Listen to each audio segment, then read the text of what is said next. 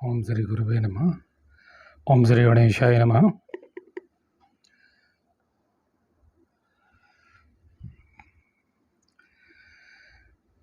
वैशंपायन जी कहते हैं, जन्मेजय तदंतर सत्यवती ठीक समय पर अपनी ऋतु स्नाता पुत्रवधू को सैया पर बैठाती हुई धीरे से बोली,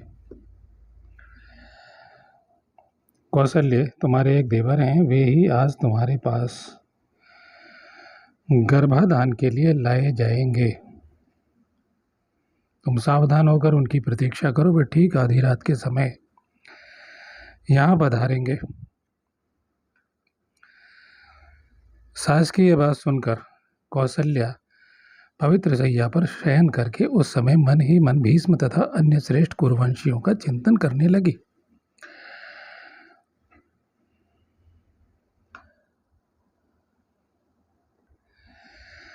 प्रिय श्रोताओं, में ठीक क्रम कर दूं। आयु का अंतर सबसे पहले भीष्म पितामह है, जो माता गंगा से पैदा हुए हैं। उसके बाद में सत्यवती के गर्भ से पराशर मुनि के द्वारा भगवान व्यास जी का जन्म होता है, इसलिए वो देवर बोल रही हैं। तो आयु अनुक्रम में यहाँ ठीक से उद्घाटित कर रहा हूँ दोबारा से, ताकि स्मरण और पूर्व कथा का क्रम बना रहे। इससे पहले मैं सारा कुछ आपको सुनाता रहा हूँ। जो लोग नए हैं वो अब से पहले की जो कथा का प्रसंग है वो सुन लें।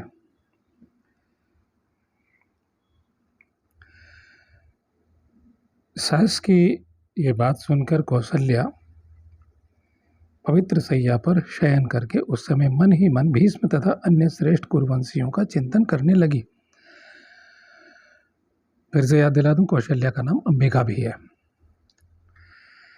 तो वो माता सत्यवती अंबिका कह के बुला रही हैं उन्हें, कौशल्या कह के बुला रही है, उन्हीं का नाम अंबिका है।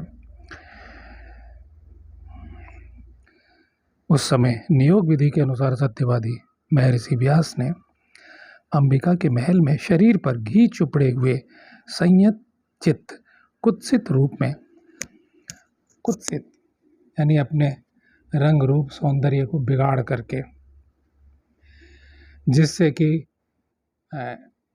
वो प्रेम या आसक्ति न कर बैठे भगवान व्यास से, ये इस बात पे ध्यान रखा जा रहा है। और इसे मैं बड़े अच्छे ढंग से इससे पूर्व अंक में मैं बता चुका हूँ। जो 77वां भाग है, 76वां भाग है, उन दोनों भागों में मैं ठीक ढंग से स्पष्ट कर चुका हूँ।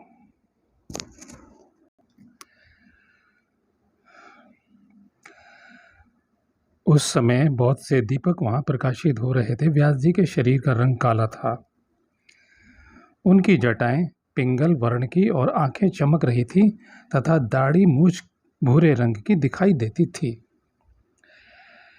उन्हें देखकर देवी कौशल्या ने भय के मारे अपने दोनों नेत्र बंद कर लिए।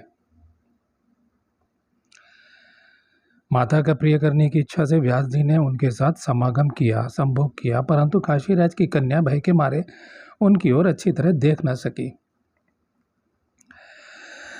जब व्यास जी उसके महल से बाहर निकले तब माता सत्यवती ने आकर उनसे पूछा, बेटा, क्या अंबिका के गर्भ से कोई गुणवान राजकुमार उत्पन्न होगा? माता के ये वचन सुनकर सत्यवती नंदन व्यास जी बोले, माँ, वह 10,000 हाथियों के समान बलवान विद्वान राजऋषियों में श्रेष्ठ, परम सौभाग्यशाली, महापराक्रमी तथा अत्यंत बुद्धिमान होगा। महामना के भी 100 पुत्र होंगे। पूरा भविष्य साफ और स्पष्ट बता दिया। तो ये तो आरंभिक बातें हैं, भविष्य बताना इतना स्पष्ट होना चाहिए। और उनको उनके श्री चरणों में प्रणाम करते हुए, ये तो सभी ऋषि मुनि सब ऐसे जानते हैं और त्रिकालदर्शी हैं। त्रिकालदर्शी मैं कई बार बता चुका हूँ। त्रिकालदर्शी का मतलब, ये त्रिकालदर्शी हैं जो इस ब्रह्मांड की उत्पत्ति, समस्त भूत प्राणियों के विषय में कब क्या कैसे होगा, सीधे सीधे आप 1000 साल बाद किस रूप में जन्म लेंगे और क्या क्या आपकी जीवन कथा होगी, किस जन्म में आपको गुरु प्राप्त होंगे और कब आप ब्रह्मांडीय चेतना में प्रवेश करेंगे या कब ईश्वरीय तेज में आप प्रवेश कर जाएंगे, वो सब पता है उन्हें। और उससे पहले आंशिक आत्माओं की सिद्धि, दूसरी सिद्धि अपनी अतीन्द्रिय शक्ति की सिद्धि, और अगर सिद्धि ना बोले तो अतीन्द्रिय चेतना शक्ति। हम कोई भी साधना कर रहे हैं तो बहुत सारा आप लोगों को भी होता होगा, जैसे पूर्वाभास, लेकिन ये पूर्वाभास कुछ मायने नहीं रखता है। जब तक हम सब कुछ स्पष्ट रूप से न जान लें तब तक कोई काल ज्ञान नहीं मानना चाहिए। यह हमारी उन्नति का रास्ता है। हम रुक गए, अपने को मानने लग गए तो बस हम एक छोटा सा गड्ढा बन जाते हैं और कुछ नहीं। लगा कि अनंत ब्रह्मांड में हमारी कोई औकात नहीं है, हम कहाँ हैं। तो ये इस तरह का भविष्य होना चाहिए। साधारण भविष्य तो प्रेतात्माएं बता देती, मरने के बाद पितरों पे बाबा दादा, आप तमाम सारे लोगों को देखते रहते होगे। तो ये होता है, रजिस्ट्री का नंबर, नोट का नंबर, फलाना, ये बहुत सारी तो आत्माएं बता देती। लेकिन इतना स्पष्ट भविष्य ये भी कुछ नहीं है उनके लिए। ये तो साधारण माता का प्रश्न का उत्तर दिया है। मैं तो केवल आपको एक भेदाभेद बता रहा हूँ काल ज्ञान का। वो तो त्रिकालदर्शी है, उन्होंने तो कह दिया था युद्ध क्षेत्र में कि युधिष्ठिर आप चिंतित मत होइए बेटा, आज से 5वें दिन इस पृथ्वी पर तुम्हारा राज्य होगा। आगे आएगी कथा, आप देख लीजिएगा। तो माँ उस महामना के भी 100 पुत्र होंगे, किंतु माता के दोष से वह बालक अंधा ही होगा। साफ साफ। व्यास जी की यह बात सुनकर माता ने कहा, तपोधन कुरुवंश के राजा, कुरुवंश का राजा अंधा हो ये उचित नहीं है, अतः कुरुवंश के लिए दूसरा राजा दो जो जाति भाइयों तथा समस्त कुल का संरक्षक और पिता का वंश बढ़ाने वाला हो।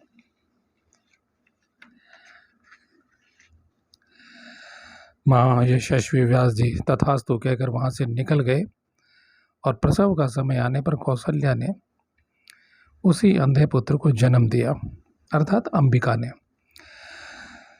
जन्मेजय तत्पश्चात देवी सत्यवती ने अपनी दूसरी पुत्र वधु को समझा बुझा कर गर्भाधान के लिए तैयार किया और उसके लिए पूर्ववत महर्षि व्यास का आवाहन किया।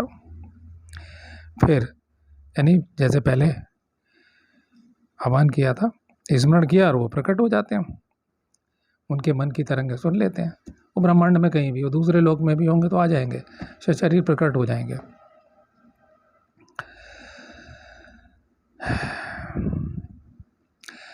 फिर महर्षि ने उसी नियोग की संयम पूर्ण विधि से देवी अंबालिका के साथ समागम किया।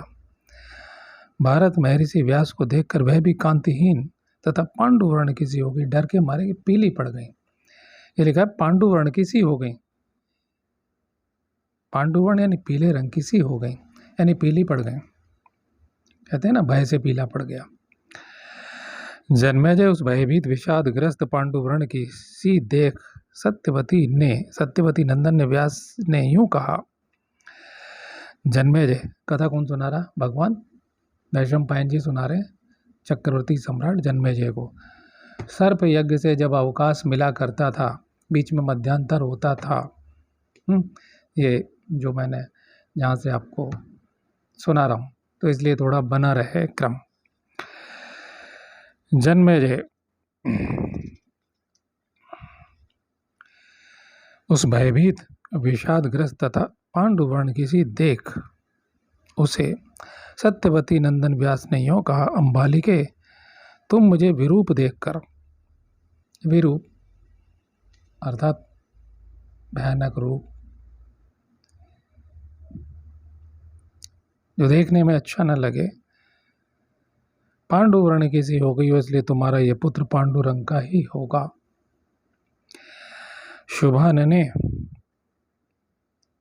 क्या मतलब? जिसकी आभा शुभ हो, जिसके शरीर से एक शुभ रंग की, सफेद रंग की, शुभ्र रंग की शुभ तरंगे प्रकाशित हो। कि मेरा अगर कोई दूसरा भी हो तो अगर वो उदास बैठा है और उसके निकट जाए तो उसे शुभ संदेश, शुभ तरंगे प्राप्त हो, उसे शुभानन बोला गया है। और पुरुष हो तो शुभानन। इस बालक का नाम भी संसार में पांडु ही होगा, ऐसा कहकर मुनि श्रेष्ठ भगवान व्यास वहां से निकल गए। उन्हें भगवान कहा गया, यानी देहधारी ईश्वर तुल्य कहना चाहिए।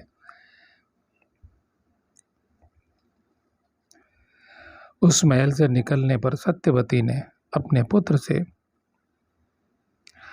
उसके विषय में पूछा। तब व्यास जी ने भी माता से उस बालक के पांडुवर्ण होने की बात बता दी। उसके बाद सत्यवती ने पुनः एक दूसरे पुत्र के लिए उनसे याचना की। महर्षि तो माता के आज्ञाकारी थे, बहुत अच्छा कहकर माता की आज्ञा स्वीकार कर ली।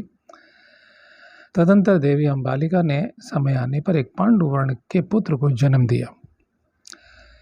वह अपनी दिव्य कांति से उद्भासित हो रहा था। यह वही बालक था जिसके पुत्र महाधनुर्धारी 5 पांडव हुए।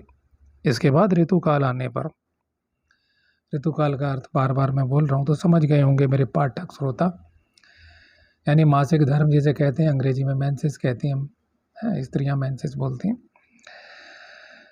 तो इसके बाद ऋतुकाल आने पर सत्यवती ने अपनी बड़ी बहू अंबिका को पुनः व्यास जी से मिलने के लिए नियुक्त किया। परंतु देव कन्याओं के समान सुंदरी अंबिका ने महर्षि के उस कुत्सित रूप और गंध का चिंतन करके भय के मारे देवी सत्यवती की आज्ञा नहीं मानी, डर गई बुरी तरह से।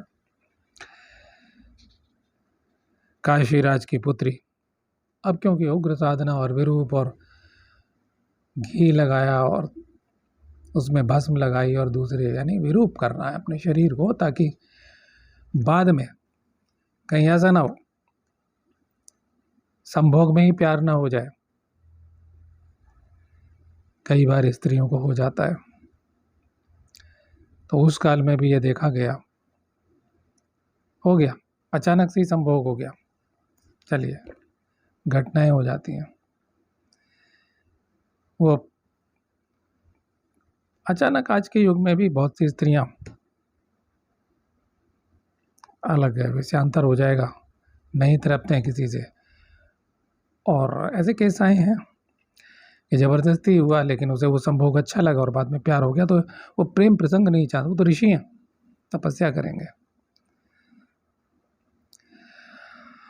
और ये रिश्ता है केवल एक अमुक कार्य के लिए।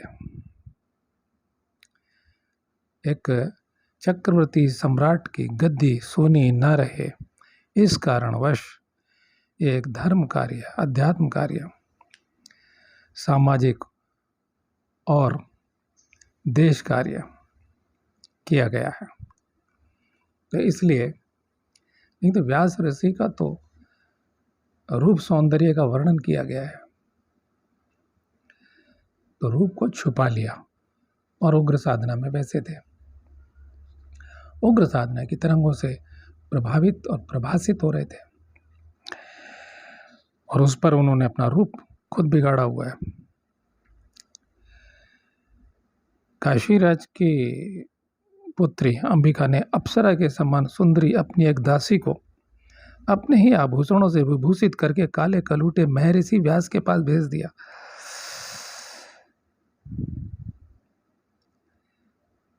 अब ये क्योंकि काला कलूटा शब्द ये आज का शब्द है, अनुवादक ने जो अनुवाद किया है कृष्णाय तथा एक ही बार है, कृष्ण वर्ण के उस, ये उन्होंने कुछ कर दिया, कोई बात नहीं, ठीक है, काम चलेगा, उसे भेज दिया। महर्षि के आने पर उस दासी ने आगे बढ़कर उनका स्वागत किया और उन्हें प्रणाम करके उनकी आज्ञा मिलने पर वह सैया पर बैठी और तत्काल सत्कार पूर्वक उनकी सेवा पूजा करने लगी। क्या बात है! उदासी थी, उसकी कोई औकात नहीं थी, उसका कोई मूल्य नहीं था, ऐसा लगता था जैसे कोई उपयोग की वस्तु है। और महर्षि मुझसे संभोग करेंगे और मुझसे पुत्र उत्पन्न होगा, अहो भाग्य, धन्य भाग्य, ऐसा मानते हुए कि कौन जन्म के मेरे पुण्य प्रताप। आदमी जितने भाव से भरा हुआ होता है, ऐसे ही वो दासी दिव्य भावों से भरी हुई, कृतज्ञता के, सौभाग्य के भावों से भरी हुई थी। और वो एकांत में मिलकर उस महर्षि व्यास बहुत संतुष्ट हुए। और राजन कठोर व्रत का पालन करने वाले महर्षि जब उनके साथ शयन करके उठे तब इस प्रकार बोले, शुभे, अब तू दासी नहीं रहेगी। इतना तेजस्वी बीज अगर गर्भ में चला गया है तो तेरे उदर में एक अत्यंत श्रेष्ठ बालक आया है, वह लोक में धर्मात्मा तथा समस्त बुद्धिमानों में श्रेष्ठ होगा। व्यास जी ने बोल दिया तो होगा ही। महात्मा मांडव्य के शाप, वही बालक विदुर हुआ जो श्री कृष्ण द्वैपायन व्यास का पुत्र था। एक पिता के होने के कारण वह राजा धृतराष्ट्र और महात्मा पांडु का भाई था, एक ही पिता होने के कारण। अब क्योंकि वो दासी के पुत्र हैं, लेकिन है तो भाई। महात्मा मांडव्य के शाप से साक्षात धर्मराज ही विदुर के रूप में उत्पन्न हुए थे। अब ऐसे दिव्य लोग मिल रहे हैं। दासी तो साधारण है, लेकिन दासी किस भाव से मिल रही है? धन्य भाग से, कृतज्ञता के भाव से, संपूर्ण अर्पण के भाव से, जैसे परमात्मा को अपने आप को अर्पण कर दिया हो इस भाव से। तो गर्भ में कौन सी आत्मा आएगी? दिव्यात्मा ही आएगी।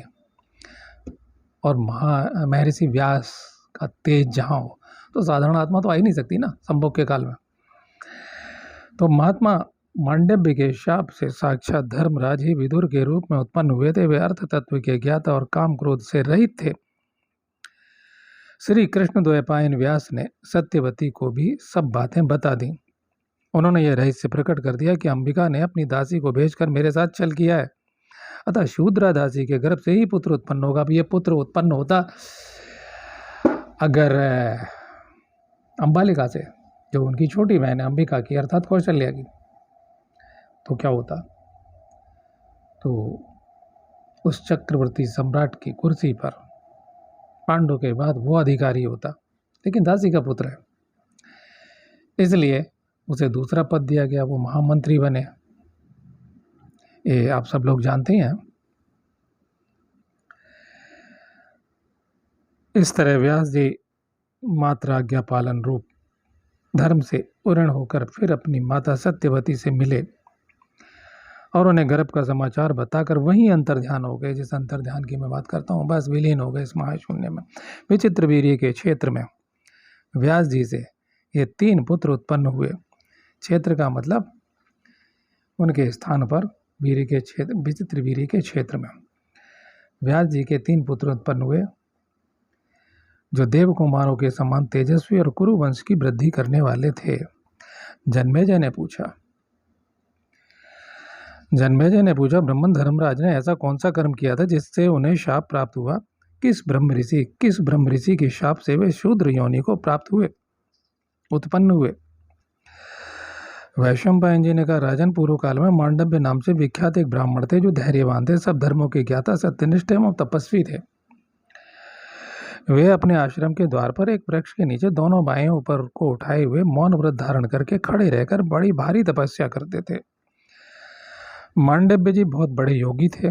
उस कठोर तपस्या में लगे हुए महर्षि को बहुत दिन व्यतीत हो गए थे। एक दिन उनके आश्रम में चोरी का माल लिए हुए बहुत से लुटेरे आए।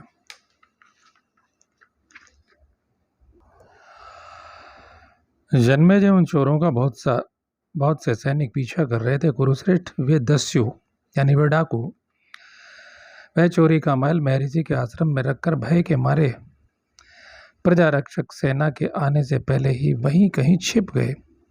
उनके छिप जाने पर रक्षकों की सेना शीघ्रतापूर्वक वहां आ पहुंची। राजन, चोरों का पीछा करने वाले लोगों ने इस प्रकार तपस्या में लगे हुए उन महर्षि को जब देखा तो पूछा कि द्विज श्रेष्ठ, बताइए चोर किस रास्ते से भागे हैं, जिससे वही मार्ग पकड़कर हम तीव्र गति से उनका पीछा करें।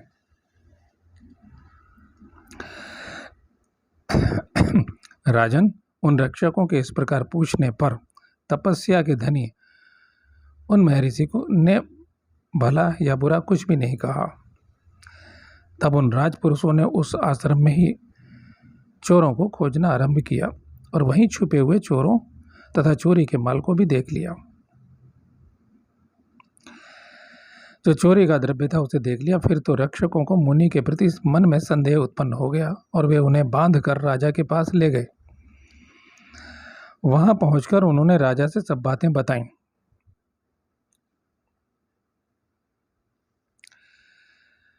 और उन चोरों को भी राजा के हवाले कर दिया। राजा ने उन चोरों के साथ महर्षि को भी प्राण दंड की आज्ञा दे दी। अब वो जो उस समय का राजा था, चोरी की सजा प्राण दंड थी। रक्षकों ने उन महातपस्वी मुनि को नहीं पहचाना और उन्हें सूली पर चढ़ा दिया। फांसी की विधि, शूली की विधि, सूल माने कांटा, लोहे का कांटा, और उस पर बैठा दिया जाता है, आर पार आदमी फट जाता है। और वो जो ईसा मसीह को सूली दी गई वो अलग है, अलग प्रकार की, वो क्रॉस बना करके।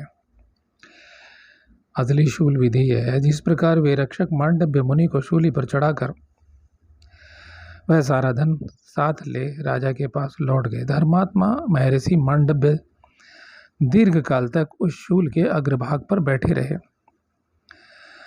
वहां भोजन न मिलने पर भी उनकी मृत्यु नहीं हुई। वे प्राण धारण किए रहे और स्मरण मात्र करके ऋषियों को अपने पास बुलाने लगे। स्मरण मात्र किया, शूल पे टंगे हुए हैं, मान लिया जाए ये है शूल, इस पे बैठा हुआ, अग्रभाग पे बैठे हैं, नोक पे बैठे हैं, आप समझ जाए। और प्राण धारण किए रहे और स्मरण मात्र से ऋषियों को अपने पास बुलाने लगे। और भी लोग थे तपस्या में जो लगे हुए थे, स्मरण किया और वह सब आ गए। शूली की नोक पर वो युग था। मानसिक तरंगों से इच्छा की तरंगें फैल गई और ग्रहण कर ली। तो वो, और जब कोई आदमी कोई साधना शुरू करे तो इतना तो स्तर होना ही चाहिए। ABCD अगर शुरू कर रहा है तो भी इतना तो होना ही चाहिए। लेकिन ये आपके तथाकथित गुरु, महात्मा, संत, पता नहीं क्या क्या योगी, अपने आप को कहने वाले, इन्हें कुछ भी नहीं पता होता।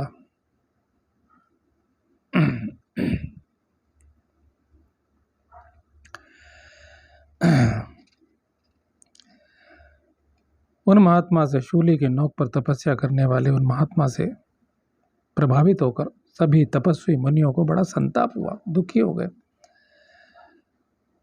अब तपस्वी के तो जो शुभ चिंतक हैं वो तपस्या करने वाले ही लोग होंगे ना, उन्हें बड़ा दुख हुआ, संताप हुआ। वे रात में पक्षियों का रूप धारण करके वहां उड़ते हुए आए और अपनी शक्ति के अनुसार स्वरूप को प्रकाशित करते हुए उन विप्रवर मांडव्य मुनि से पूछने लगे, ब्राह्मण, हम सुनना चाहते हैं कि आपने कौन सा पाप किया है जिससे यहाँ सूली पर बैठने का यह महान कष्ट आपको प्राप्त हुआ है। यानी कि मैं बार बार कहता हूँ, ये जो तमाम सारे गुरुओं के मैं नाम लेता रहा हूँ और आज नहीं लेता, बस समझ लो। चलो महावीर का नाम ले देते हैं, जिनको लोग ब्रह्मज्ञानी मान लेते हैं, लेकिन वो रास्ते में रुके हुए। यही सवाल पूछा था कि मेरी भेड़ें किधर गई हैं। गडरिये ने पूछा, मेरी भेड़ें किधर गई हैं।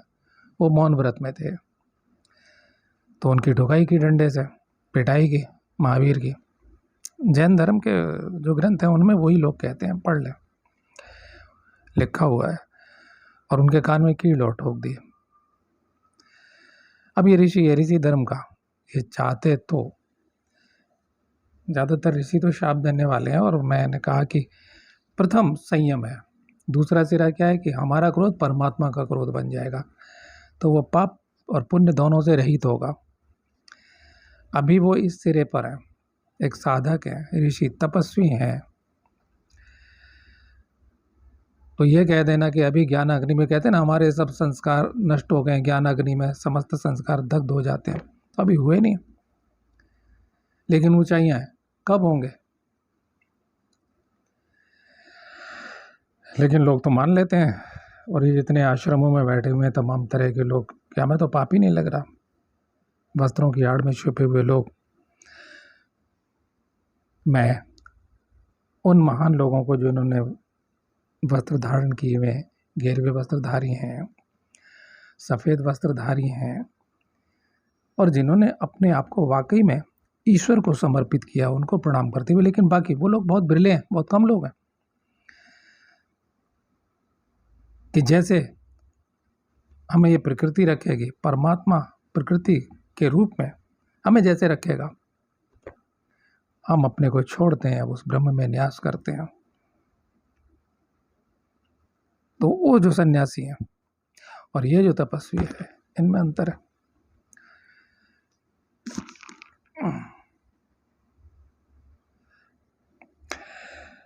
और ब्राह्मण यह कष्ट प्राप्त हुआ। वैशंपायन जी कहते हैं, राजन उन आज छोटा करते हैं, यही प्रसंग पूरा करते हैं, और अगले प्रसंग में मैं बताऊंगा, अगले वीडियो में, कि राजन अच्छा देखते हैं आगे आगे कहाँ तक पढ़ा जा सकता है।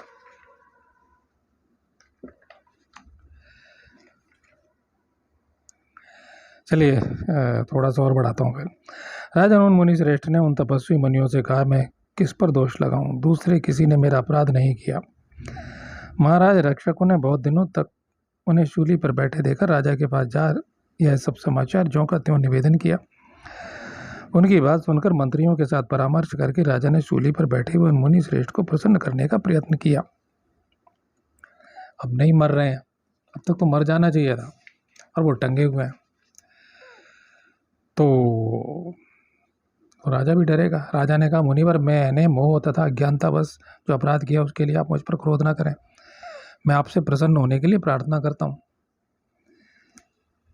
वो जो मुनि आए हुए हैं वो भी इतनी ऊंचाई पर पक्षियों का रूप धारण कर लेते हैं, और अगर कोई पक्षी का रूप, पशु का रूप, यानी इच्छा अनुसार रूप धारण नहीं कर सकता, तो अभी वो बच्चा है, अभी सीढ़ी शुरू कर रहा है मेरी तरह, अभी कुछ भी नहीं है वो, मैंने तो अभी कुछ शुरू ही नहीं किया, ऐसे सोचो तो कर लेना चाहिए, होगा।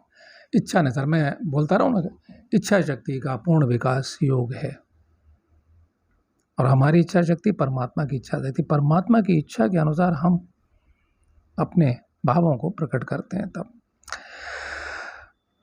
वैशंपायन जी कहते हैं, जन्मेजय, राजा के यूँ कहने पर मुनि उन पर प्रसन्न हो गए, और राजा उन्हें प्रसन्न जानकर राजा ने उन्हें प्रसन्न जानकर शूली से उतार दिया। नीचे उतार कर उन्होंने शूल के अग्रभाग के सहारे उनके शरीर के भीतर से शूल को निकालने के लिए खींचा। अब बिल्कुल ऐसा लग रहा है जैसे सीसीटीवी कैमरा लगा हुआ। आप सोच लीजिए, कई बार कोई चीज़ फंस जाती है शरीर के अंदर। खींच कर निकालने में असफल होने पर उन्होंने उस शूल को मूल भाग से काट दिया, वो निकला नहीं, लोहे का शूल। तब से वे मुनि शूलाग्र भाग को अपने शरीर के भीतर लिए हुए यूं ही विचरने लगे, यानी अपने शरीर में वो शूल धारण करके कटवा दिया राजा ने, नहीं निकला तो जो अंदर रह गया भाग वो अंदर है। आज भी तो ऑपरेशन करते हैं डॉक्टर, कैंची छूट जाएगी, अंदर कुछ और छूट जाएगा,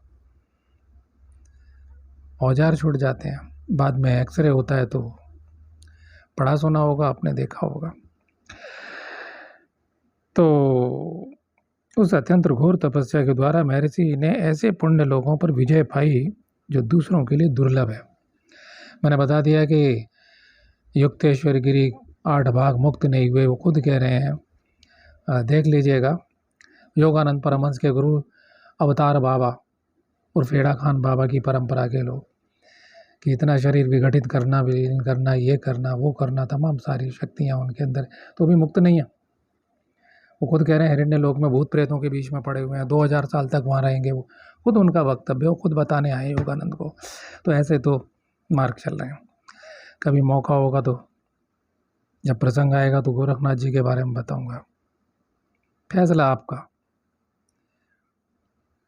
रामकृष्ण परमहंस विवेकानंद के लिए एक पाठक ने टिप्पणी की है, उनके नाम सहित मैं उत्तर दे दूंगा। फैसला आपका।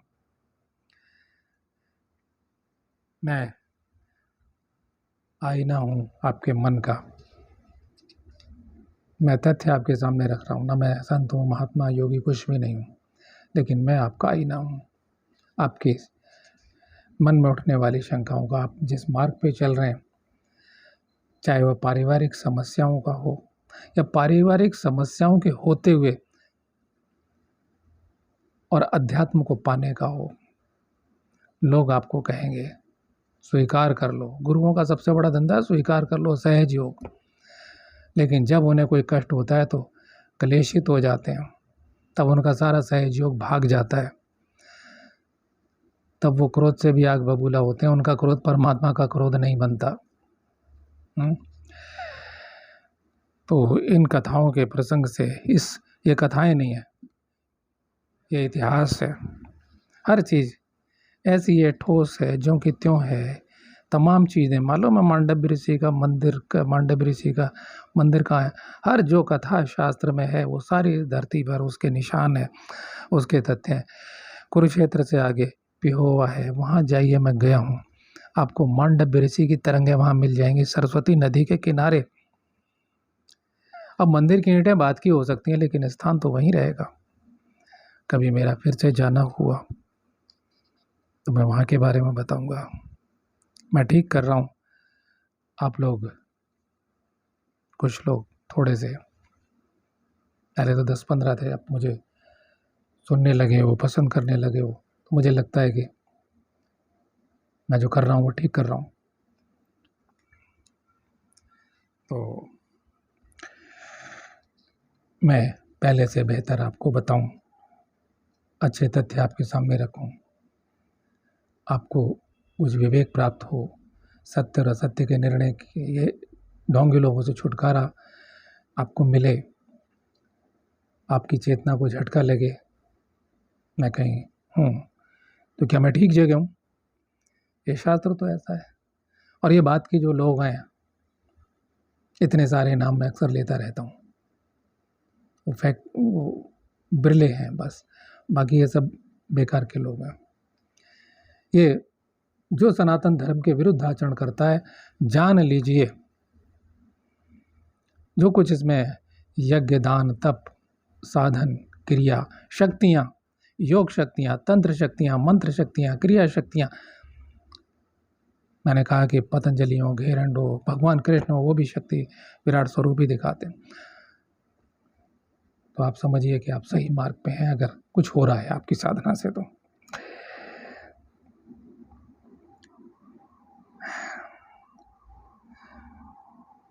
अक्षय लोगों पर, पुण्य लोगों पर विजय पाली। अभी द्वैत है ऋषि का ऊंचाई तक, इसलिए ऋषि हजारों हजार वर्ष तप करता है। तो जो दूसरों के लिए दुर्लभ है, इतनी ऊंचाई पे चले गए। अणि कहते हैं, फिर क्या कहते हैं? शूल,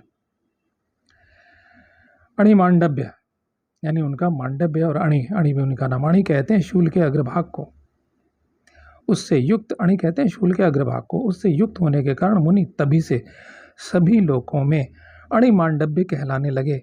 एक समय परमात्म तत्व के ज्ञाता विप्रवर मांडव्य ने धर्मराज के भवन में जाकर उन्हें दिव्य आसन पर बैठे हुए देखा। उस समय उन शक्तिशाली महर्षि ने उन्हें उलाहना देते हुए पूछा, मैंने अनजाने में कौन सा ऐसा पाप किया था जिसके फल का भोग मुझे इस रूप में प्राप्त हुआ? मुझे शीघ्र इसका रहस्य बताओ, और नहीं तो फिर मेरी तपस्या का बल देखो। तपस्या हो तो ऐसी ही हो। धर्मराज से, जो धर्म के देवता हैं, अधिपति हैं, परम ब्रह्म परमात्मा ने नियुक्त किया है। धर्म और नचिकेता का संवाद है कठोपनिषद में, है ना।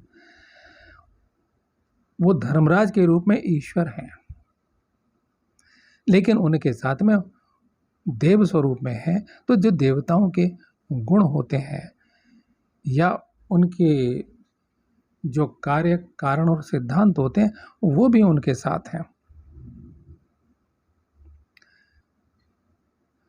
तो इस तरह से मनुष्य रूप धारण किए हुए हैं, देव रूप धारण किए हुए हैं, मनुष्य आकृति यानी देव आकृति उन्होंने धारण की हुई है, और धर्मलोक के धर्माधिपति हैं वो। लेकिन अंतर चेतना में, अंतर शक्ति में ब्रह्म से जुड़े हुए हैं। जैसे मैंने अश्विनी कुमारों की स्तुति करते हुए बताया था कि वो क्या है, अश्वनी स्तोत्र, वो परमात्मा की ही स्तुति हो रही है अश्वनी कुमारों के रूप में, उनके माध्यम से। जैसे हम शिवलिंग पे जल चढ़ाते हैं तो जल किसको जा रहा है, अनंत लोक, अनंत ब्रह्मांड में पहुंच गया, वो शिव तत्व में चला गया। वहाँ कोई शिवलिंग नहीं है, हमने जल चढ़ाया मात्र। तो आप ये समझिए, तपोधन तुमने, धर्मराज बोले, तपोधन तुमने पतंगों की पुच्छ भाग में सीख घुसेड़ दी थी, उसी कर्म का यह फल तुम्हें प्राप्त हुआ है। विप्रर्षे, विप्र ऋषि यानी ब्राह्मण ऋषि, राज ऋषि भी हैं, विप्र ऋषि, ऋषि को ऋषि बोला है, विप्र ऋषि। जैसे थोड़ा सा भी किया हुआ दान कई गुना फल देने वाला होता है, वैसे ही अधर्म भी बहुत दुख रूपी फल देने वाला होता है। वणि मांडव्य ने पूछा, अच्छा तो ठीक ठीक बताओ, मैंने किस समय और किस आयु में ये पाप किया था। आज धर्मराज की अदालत उन्होंने लगा दी। धर्मराज ने उत्तर दिया, बाल्यावस्था में तुम्हारे द्वारा ये पाप हुआ। अणि मांडव्य ने कहा, धर्मशास्त्र के अनुसार जन्म से लेकर 12 वर्ष की आयु तक बालक जो कुछ भी करेगा उसमें अधर्म नहीं होगा। और ये उस समय का काल है, आज का 12 वर्ष का बच्चा हत्या कर देता है, 12 वर्ष का बच्चा बलात्कार कर लेता है। नेट पे देख लीजिए, थानों में रिपोर्ट होती है, आप देख लीजिए। आज 10 साल की लड़की जितना माइंड रखती है कि 15, 16, 20 साल के बराबर, 12 साल का बच्चा बहुत कुछ जानता है। समय बदल चुका है, ये कब की बात है। तो मानदंडों को वो मत समझे। आज किस भाषा में गणना करने 12 साल का बालक अबोध नहीं होता। और केस अभी देख लीजिए, पढ़ लीजिए, सुन लीजिए। 10-11 वर्ष की कन्याएं रजस्वला हो जाती हैं, मासिक धर्म से हो जाती हैं। 12 साल का बच्चा बलात्कार करेगा तो बच्चे रह जाते हैं। कितने सारे केस आप देखते हैं। तो काल गणना जरा ध्यान से, कोई मानदंड नहीं कि शास्त्र ने ऐसा कह दिया है कि शास्त्रों में तो ये लिखा हुआ है, ऐसा तो नहीं होना चाहिए और वैसा तो नहीं होना चाहिए। इसलिए शास्त्र को पवित्र बुद्धि से ग्रहण करना चाहिए, उसको वैसा ही जैसा हो। इसलिए मैं आपको ये सोचे कि आप भी अगर ये 5000 साल पहले, तो मैं आपको 5000 साल पहले लिए चल रहा हूँ। आप यहाँ से ना सोचिए, आप वहाँ हैं और यहाँ आ गए हैं, तो इधर की काल गणना को समझ लीजिए, अपने आप कन्वर्ट कर लीजिए। डॉलर को रुपए में बदलते हैं ना, तो ऐसे ही कर लो आप। अणि मांडव्य ने कहा, धर्म के अनुसार है, उस समय बालक को जो कुछ भी करेगा उसमें अधर्म नहीं होगा, क्योंकि उस समय बालक को धर्मशास्त्र के आदेश का ज्ञान नहीं हो सका, धर्मशास्त्र के आदेश का ज्ञान नहीं हो सकेगा। धर्मराज, तुमने थोड़े से अपराध के लिए मुझे बहुत बड़ा दंड दिया। ब्राह्मण का वध संपूर्ण प्राणियों के वध से भी अधिक भयंकर है। और आज भी कोई ब्राह्मण है, ब्राह्मण जिसकी चेतना में ब्राह्मणत्व ब्रह्मत्व है, उस ब्राह्मण की बात हो रही है। जाति से भी और कर्म से भी, अगर कोई जन्मजात ब्राह्मण है लेकिन कर्म से, भाव से, तपोबल से, ब्राह्मण तो तपस्या का धनी होना चाहिए, तपोबल से। पतंजलि क्या कहते हैं, पढ़ते हैं ना, मैंने बताया था फर्क कि मिलावट कर दी अवतार बाबा, ये लाड़ी और युक्तेश्वर गिरी ने, है ना। तप स्वाध्याय ईश्वर प्राणिधान है, ईश प्राणिधान, ईश प्राणिधानात् समाधि सिद्धि है, यानी इन तीनों के मिलने से वो प्राचीन क्रिया योग असली वाला कौन सा है। तो तप, इस ब्राह्मण का तप, ये तो कौन सा तप, कौन सा स्वाध्याय और कौन सा ईश प्राणिधान। ये मिलावटखोरी ईसाई मत से कर दी गई, असली ये है। ये शास्त्र झलक बता रहा है, शास्त्र बता रहा है कि गुरु के पास जाओगे तो उसे पता है कि असली प्राणिधान, असली तप, असली स्वाध्याय। मैं पन्ना पढ़ के बता चुका हूँ, ओशो टाइम्स, ओशो प्रकाशन का स्वाध्याय। वो पतंजलि कह रहे हैं स्वाध्याय तो इष्ट देवता संप्रयोग, यानी इस प्रत्यक्ष दर्शन होना चाहिए, जैसे मैं हूँ, मेरे सामने कोई दूसरा हो। और वो कहते हैं स्वाध्याय माने अपना अध्ययन, तो अपने अध्ययन से तो देवता साक्षात प्रकट नहीं होंगे, ब्रह्माणी परमेश्वरी तो प्रकट नहीं होने वाली है साक्षात। अतः धर्म तुम मनुष्य होकर, अतः धर्म, धर्म उसको कह रहे हैं, किसको, धर्मराज को कह रहे हैं। अतः धर्म तुम मनुष्य होकर शूद्र योनि में जन्म लोगे। आज से संसार में मैं धर्म के फल को प्रकट करने वाली मर्यादा स्थापित करता हूँ। 14 वर्ष की उम्र तक किसी को पाप नहीं लगेगा, इससे अधिक की आयु में पाप करने वालों को ही दोष लगेगा। और यहाँ हमें ये बात गौर कर लीजिए, सुन लीजिए। आज भी हो सकता है 14 वर्ष का बालक जो बचपन से तप स्वाध्याय प्राणिधान अगर योग मार्ग में कोई लग गया हो, 5 वर्ष 6 वर्ष होश संभालते ही लग गया हो, इतनी आत्मा चैतन्य है, तो 14 वर्ष अगर उससे कुछ हो भी जाए तो नहीं लगेगा, तब यह नियम लागू होगा, वरना नहीं। वैशंपायन जी कहते हैं, राजन, इसी अपराध के कारण महात्मा मांडव्य के शाप से साक्षात धर्म ही यानी धर्मराज ही विदुर की शूद्र योनि में उत्पन्न हुए, विदुर रूप से शूद्र योनि में उत्पन्न हुए, शूद्र जाति की थी वो स्त्री। वे धर्मशास्त्र एवं अर्थशास्त्र के पंडित, लोभ और क्रोध से रहित, दीर्घदर्शी यानी दीर्घ आने वाली घटनाओं को जानने वाले, शांति परायण तथा कौरवों के हित में तत्पर रहने वाले थे। आज के लिए इतना ही। ओम तत्सत।